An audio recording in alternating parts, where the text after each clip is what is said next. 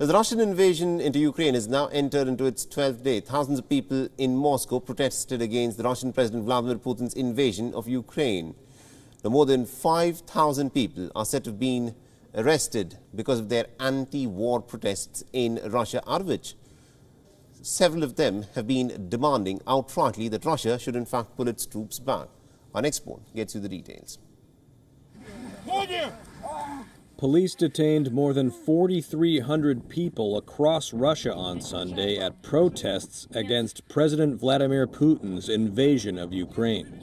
That's according to an independent protest monitoring group which said it had documented the detention of at least 4,366 people in 56 different cities across the country.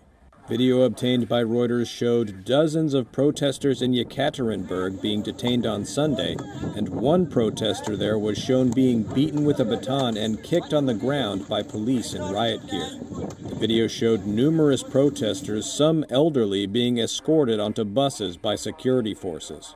Russia's Interior Ministry said earlier that police had detained around 3,500 people, including 1,700 in Moscow, 750 in St. Petersburg, and 1,061 in other cities. The Interior Ministry also said 5,200 people had taken part in the protests. Some Russian state-controlled media carried short reports about Sunday's protests, but they did not feature high in news bulletins. The last Russian protests with a similar number of arrests were in January of last year, when thousands demanded the release of opposition leader Alexei Navalny after he was arrested upon returning from Germany, where he had been recovering from being poisoned with a nerve agent. Navalny had called for anti-war protests on Sunday across Russia and the rest of the world. Protesters gathered at Parliament Square in London on Sunday and outside the White House in Washington, D.C., as well as in Mexico City, New Delhi, Istanbul, Budapest, Belgrade, and Brussels.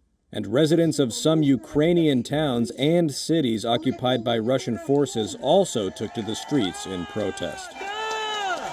WION is now available in your country. Download the app now and get all the news on the move.